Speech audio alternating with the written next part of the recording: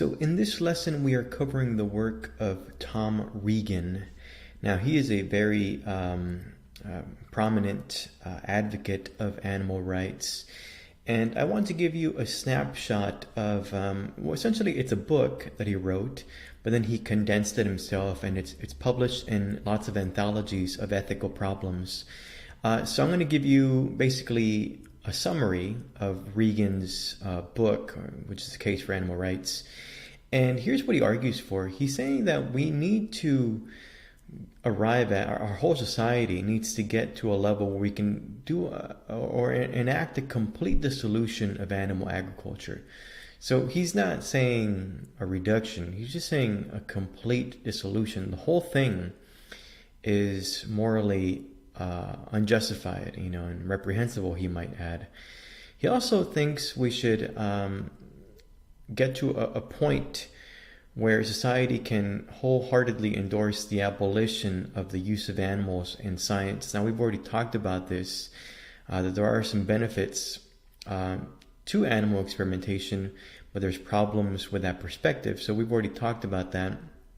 Regan says, well, he's not thinking in terms of consequences. He's just saying animals have rights, and we're not allowed to do this to them. There's also another thing that he's arguing for is the elimination of commercial and sport hunting. So Regan is definitely going farther than maybe most people who kind of do have the general sentiment that animals do have rights. But he's going even farther and being slightly more absolutist, and he's going to make his case for this in a somewhat interesting way. Before I get to his argument, though, I do have to make a distinction that he makes that isn't something we've covered yet. So we've already talked about rights deniers and affirmers for animals. He makes another distinction. So an indirect duty view about animal rights is a view that entails that one should abstain from doing certain acts to a victim, not because of the effect on the victim, but because he would be violating the rights of a third party related to the victim. So what is Regan trying to say with this distinction? Well, take a dog, any dog, that is the property of some human, right? And let's just say we're going to see someone kick this dog. Don't worry, no dog was actually harmed during the making of these slides. But a dog is kicked. So some theorists, or camps of theorists, I guess, would say that that's not allowed, but not because of the effect on the victim, that is to say the dog, but actually a third party, the owner, right? So some people do have this view. I guess Kant has something like this view, right? So for Kant, it isn't the effect on the owner of the dog, it's actually the effect of the person doing the kicking, but it's still, not the dog. So that's one theorist, or group of theorists, I guess, if you're a Kantian. But also social contract theorists might endorse something like this. Obviously, we have to protect private property, and getting your private property kicked by someone else is not something that would be tolerated in a society of laws. So a contractarian would also be opposed, or would also say that kicking the dog is wrong, although, again, because of the effect on a third party. And I'm being very charitable here, I think, when I include divine command theorists in this indirect duty camp. That's because we've already seen that the divine command tradition typically didn't award any rights to animals, and that's kind of been the norm for a long time. But there is a commandment that says you should not, covet your neighbor's possessions. So I'm kind of interpreting that as, basically saying, well, don't take or, injure your neighbor's possessions, right? Your property. So if a dog is property, then that's not allowed either. So I think I'm bending the rules slightly here, but I don't know, maybe it's justified. So those are indirect duty positions or theories that might link up to this position. There's also the direct duty view.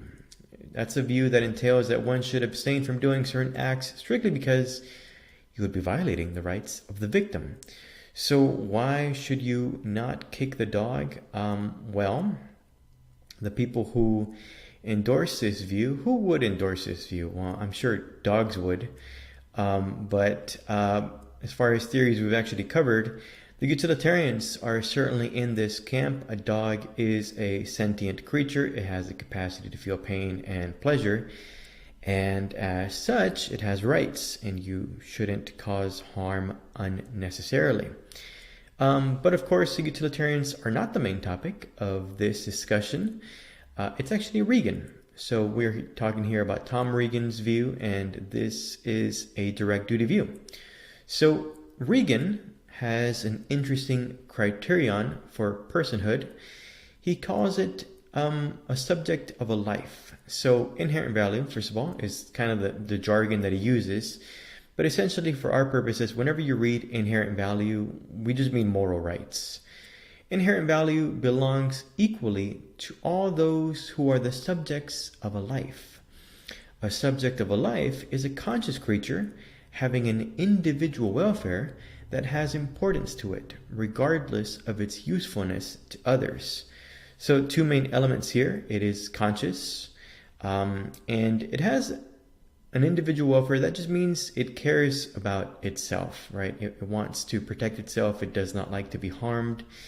Even if the harm is useful to us, it just kind of doesn't matter. If it's like something to be this creature, then it's the subject of a life.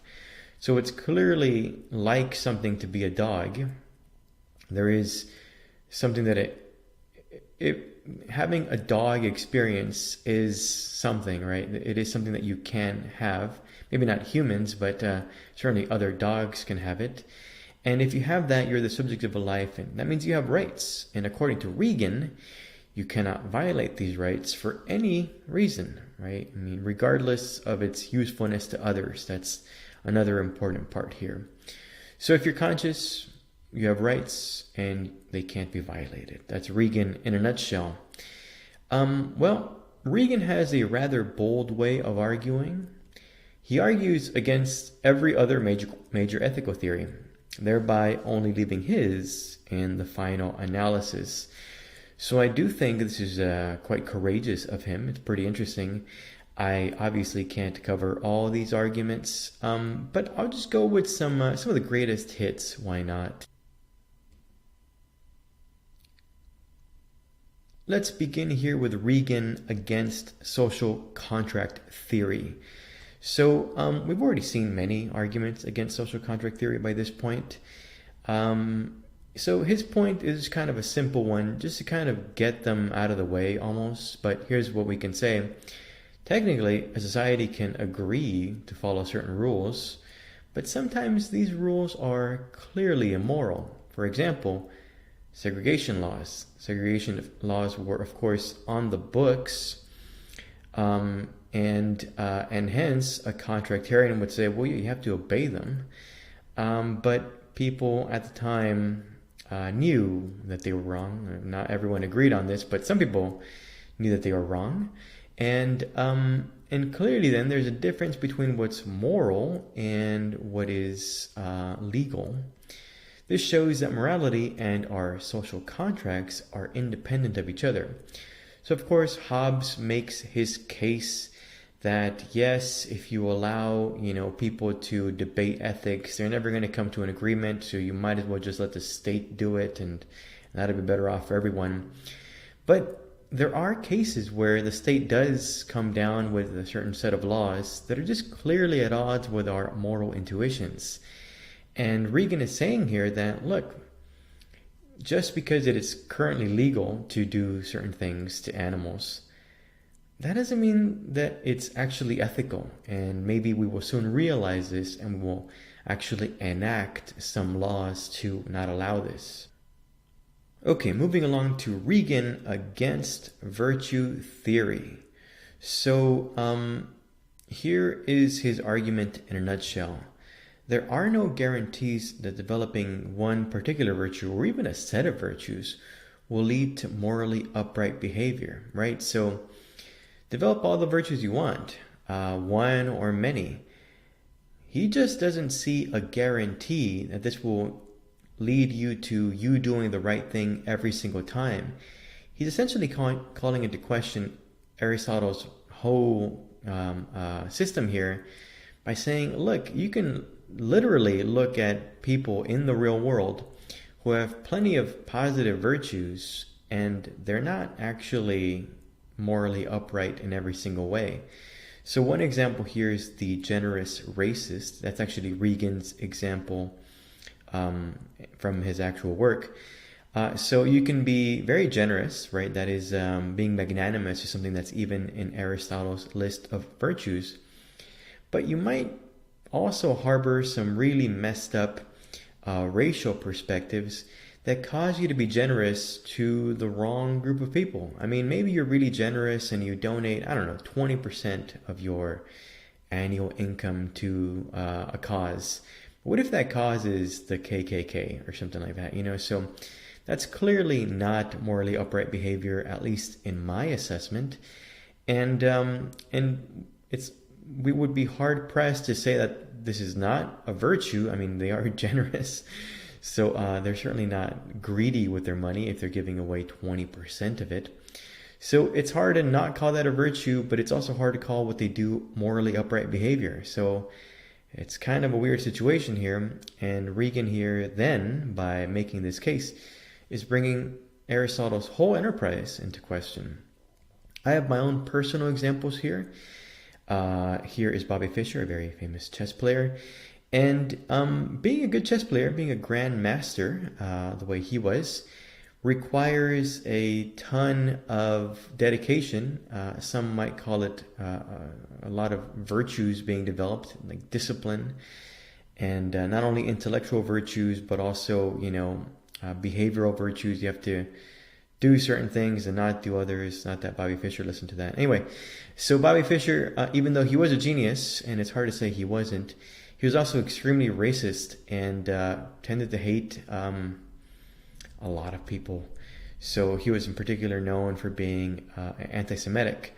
So again, he had some virtues, but it didn't guarantee morally upright behavior. And here's one more example. As another example, consider this moral compartmentalization. Despite their abhorrent genocidal policies towards various groups, it wasn't just the Jews, the Nazis had extensive animal protection laws that prohibited, for example, the boiling alive of lobsters. So the Nazis, we can basically spend the whole day saying bad things about them. But this is kind of nuts, right? I mean, they had some of the best animal protection laws, not in Europe, but in the world. So that, first of all, it's kind of baffling and surprising. But again, they certainly did show some virtues towards animals, just not humans, right? So again, virtues not always leading to morally upright behavior. Okay, enough on that. Regan against utilitarianism. So I kind of like Regan's case here, and I won't spend too much time on it, but it is a really interesting argument. So here's what Regan says in a nutshell. He's telling you this. Notice that the utilitarians value one thing above all else, happiness or pleasure. In other words, humans and animals don't have real value according to the utilitarians, only their feelings do. So this is something to pause on for a second. It's kind of crazy that it hasn't been made obvious to us yet, but the utilitarians are hedonists. That means they believe that the only intrinsic good is pleasure.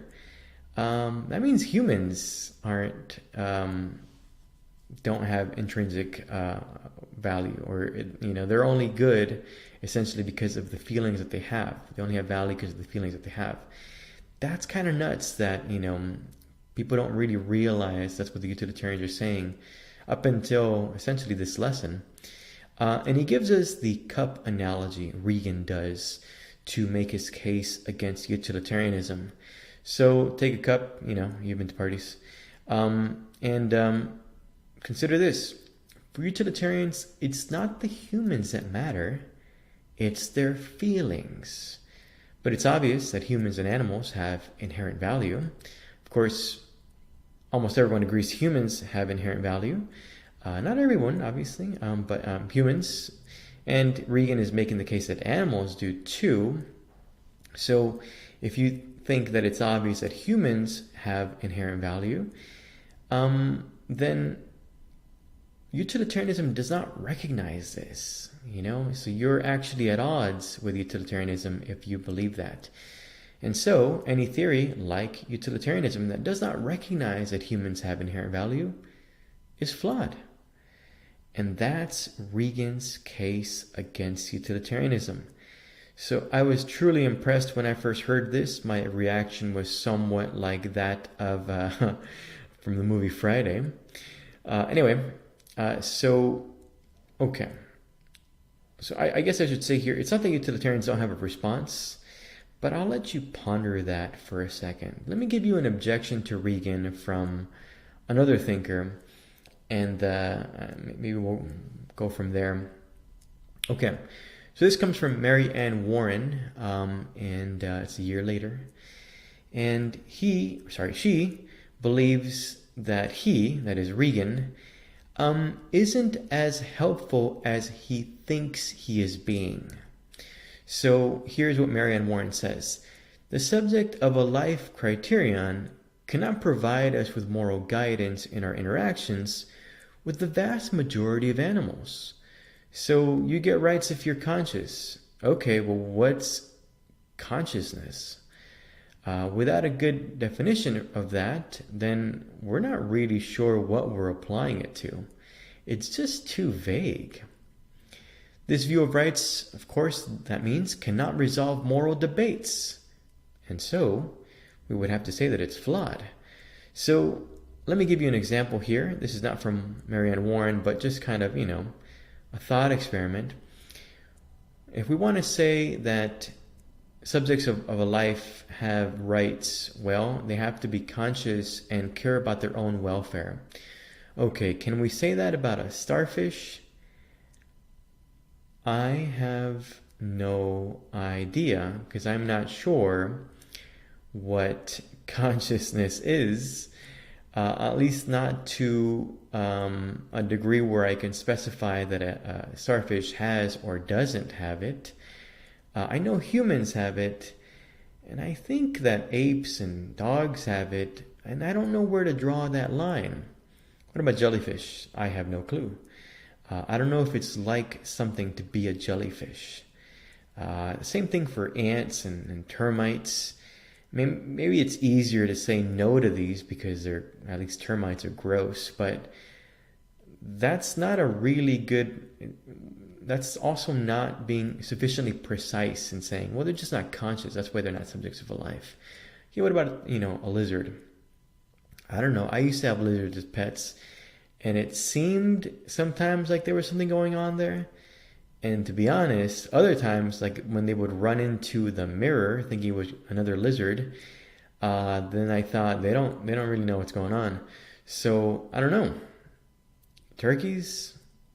I have no idea, right? So the subject of a life criterion, it's not really clear where it draws the line.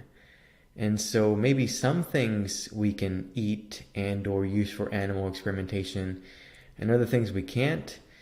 But the subject of a life criterion doesn't really help us in drawing that line. Warren's criteria is maybe more useful. That's at least what she argues. A better criterion for rights is sentience. And she goes a little further than this. But just on sentience for a second, it is easier to discover in principle since it has a physiological basis. Right? So this capacity to feel pleasure and pain has a physiological basis. Here's a good way to figure out what is part of the moral community. Just check for that. And if you have that, you're part of the moral community. No debate there. So Warren is, of course, advocating something like utilitarianism, or at least the utilitarian criterion for rights. But she does go further. Moreover, If you have other qualities, such as moral agency and reason, and she gives a whole list, she says you get weightier rights. So if you can, if you have the capacity to communicate and you have the capacity to reason and you can make moral choices, you're basically on a spectrum of moral rights. So some beings get weightier rights, like humans, than, say, starfish. So that's kind of the idea here behind Warren's argument. Why does she have this kind of spectrum of moral rights perspective? I'll give you an example of what she's talking about. For example, the rights of a full-fledged human outweigh the rights of a fetus. Well, we'll get to that. But in essence, Warren's argument has to do with a whole broad spectrum of issues in practical ethics, from abortion down to the use of animal rights. So that is Warren's view, and we'll cover her again in the future. But let's close here with an appeal from Tom Regan to really, take this seriously and think seriously about what we're doing to animals, even if it is the case that we can still perhaps eat them and experiment on them. There are some positive changes that can be made with regards to both animal agriculture and experimentation on animals. So here is a pretty long quote from him, but I think it's a good one to kind of close on. Their pain, their suffering, their loneliness, their innocence, their death, anger, rage, pity, sorrow, disgust. The whole creation groans under the weight of the evil we humans visit upon these mute, powerless creatures. It is our hearts, not just our heads, that call for an end to it all, that demand of us that we overcome for them the habits and forces behind their systematic oppression. All great movements, it is written, go through 3 stages: ridicule, discussion, adoption. It is the realization of this 3rd stage, adoption, that requires both our passion and our discipline, our hearts and our heads. The fate of animals is in our hands. God grant we are equal to the task.